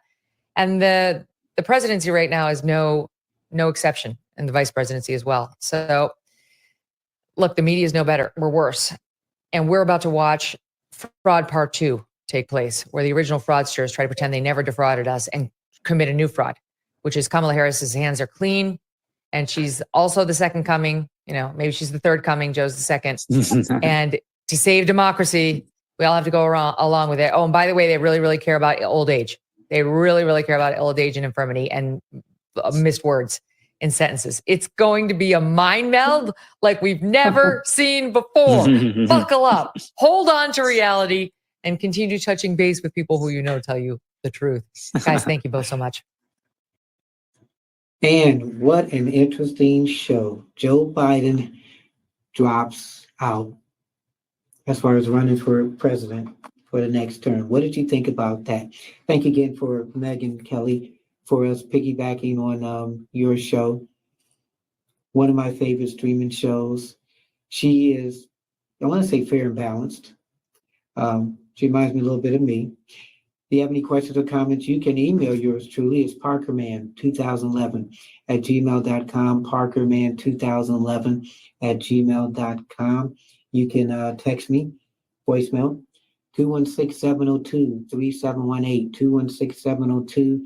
216-702-3718.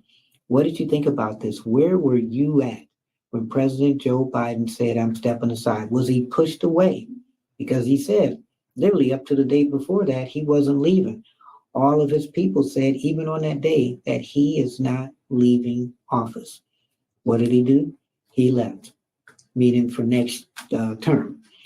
But will he be leaving throughout his term right now? Because people have said, okay, well, if you're not going to run, then maybe you should step down now. What is going to be his press conference to the people? What will he say to people? It could be, hey, you know what? I'm going to resign now to give Kamala a chance. Again, Kamala has to make sure that she's on all these states if she's going to run for president, because they've got to take them all off. It's going to be a mess. Could be Donald Trump. We know that. Could be Kamala and her VP pick, maybe, or it could be somebody else. It won't be Kamala and another lady. I don't think the country will go for that. I think it will be Kamala and a white man, some older statesman, somebody almost like Biden, but maybe in their 60s, who can get in her ear, who people will like, who people will love. But then will people love Kamala? She's going to get the African-American vote, the women vote. She's going to get, don't know she's going to get the men African-American vote. It is going to be interesting. So like Megyn Kelly says, buckle up. It's going to be a ride. We like putting things in a Parker twist, which is what we did. So again, I thank you for, supporting the show. Go to our Patreon page, 3 tiers, contribute whatever you like. Keep us going. You see the hard work we put into this. Tell your friends, hit the like, support button as we keep growing. As we grow as a family. It's because of you that we are doing this. In closing, keep your head up.